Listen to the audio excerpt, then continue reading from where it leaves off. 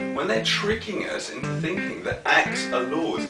Acts are not laws. By their own definition, an act is not a law.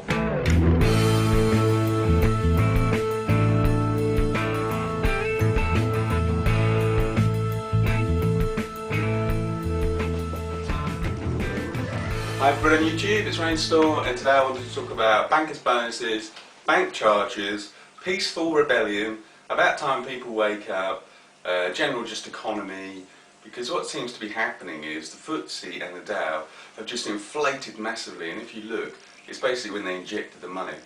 There's more unemployment than there was before. These people are getting paid massive bonuses, while we, if you go like overdrawn by 3p and there's not enough money in there, they'll try to take the money out of your bank and then they'll bounce the payment, and for me for instance they'll charge me £40 a time. So with PayPal are a lot better. If the money is not in the bank account and I try to take it out, it will go, there's not enough money in the bank account, you can't have it. Well, with my bank account, if I've set up a direct debit to pay car insurance or my telephone or something like that, and then what happens is the payment will try to go out, my bank will will bounce the payment, so the insurance doesn't get their payment. Then they'll charge me £40 because I didn't have enough money in there.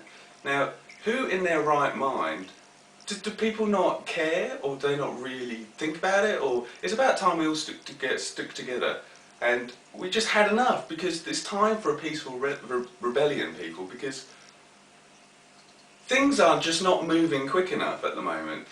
People are not waking up, people are not understanding what is happening, and it's about time they do. And on the radio they were talking about, why don't you move into a caravan so you don't have to pay council tax? How about we all do a bit of peaceful rebellion and we say, right, acts are not laws, look it up in Black's Law Dictionary and see what it says, and it says something along the lines of, an act is a legislative rule of society given the force of law by the consent of the governed. So what that means is, and let's go through it, an act is a legislative rule, so it's a rule of society given the force of law, so it's not law itself, it's given the force of law by the consent, that means you and I have to say yes, or we have to consent to it, of the governed. So if I said to you, you have to pay your council tax if you want to. If you want to pay council tax, you pay it. And of course I was talking to my mum, because my mum's quite high up in society, and she goes, well obviously if you don't pay your council tax that's going to knock on and affect everything else. And what I say to her is, well essentially I have a share in this country. You registered my birth with a corporation, and that means I have a share in this country. Now at the moment Great Britain does make a lot of money and it has a huge GDP. When you compare it to places like Canada per population, Canada's only got, what, 20 million people? So they've got a lot more land and resources and stuff to split between their 20 million people. Now in the United Kingdom, we obviously don't have a lot of resources or anything like that, but we do make a lot of wealth through financial things. So essentially, if they want council tax, take the money from my share of what the country is earning, basically, because the country is a corporation. The United Kingdom is a corporation. The City of London is a corporation. I was talking to my mate who lives in London, and he's a freelance cameraman, and what he does stuff for the BBC, he does all sorts of things, he's freelance, so if people need help he'll go and do that. And I was talking to him, I go, you do know the City of London, there's something odd about the City of London, the square mile, because it was never defeated back in when William the Conqueror came over. They never actually got through the City of London, and what happened was the people that were in the City of London later on, they they gave up, they gave up to the William the Conqueror, and they signed a charter. Well, I'm having difficulty trying to find the charter. It's 1075 the charter is supposed to be, but I'd like to see what the actual charter is and what they were actually given as the City of London, because the City of London, like I say, was never defeated. There's something odd about the City of London. And the other thing, I was talking to my mate, I was saying, you do know it's a corporation? He goes, well, funny you should say that. When I walk about London, I do see the word City of London Corporation. He goes, yeah, I do know that. And he goes, but it's something you don't see because it's the wood for the trees, isn't it?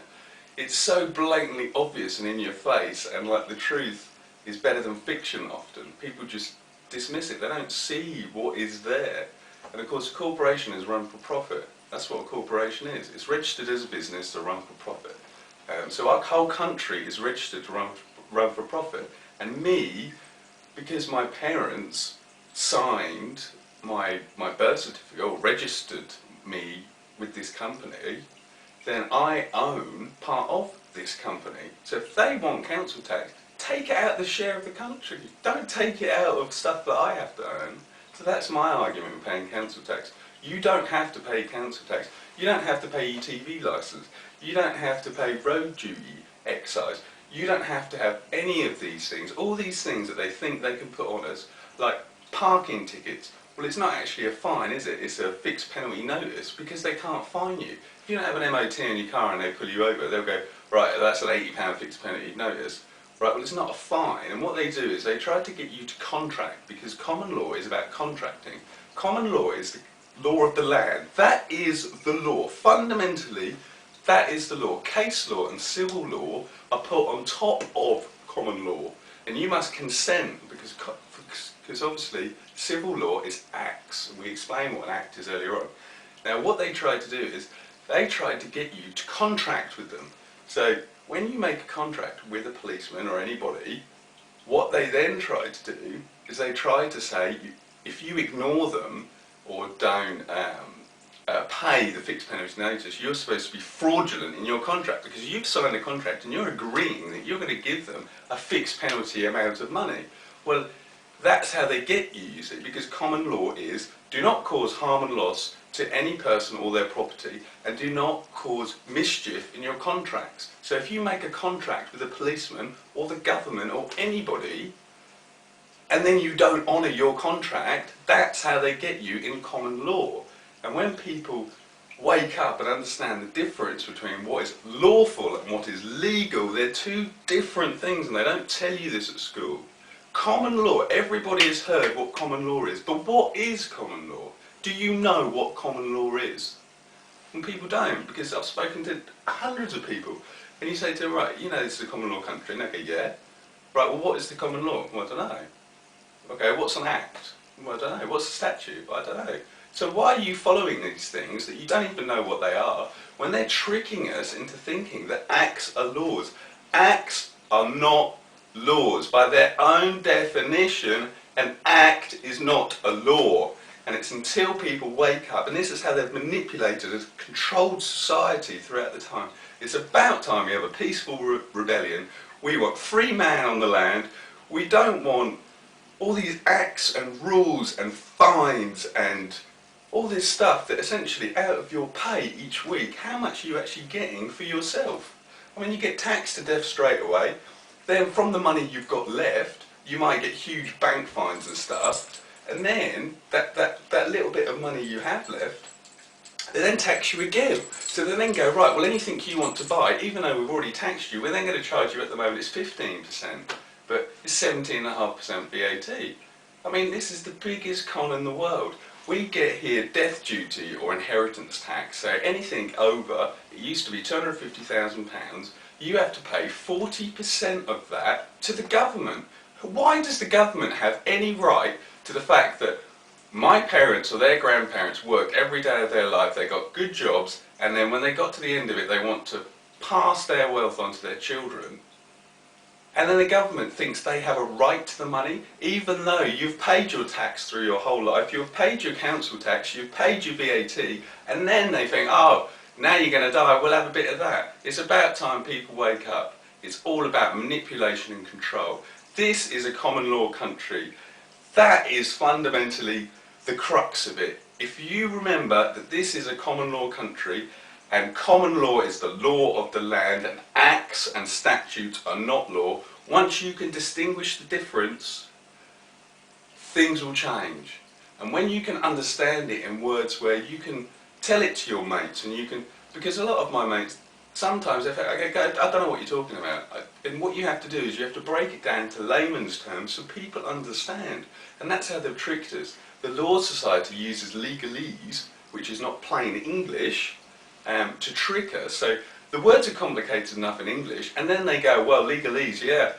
The words you thought that it meant that actually means something completely different. So if you don't know what legalese is, look it up on the internet. And obviously our money is the same thing, it's just printed bits of paper. So it's all about control, and basically it's all about fear. If people are not frightened, of dying, then you can't control them. It's simple. Once you lose your fear, and once you lose your fear of death, if you're not frightened of dying,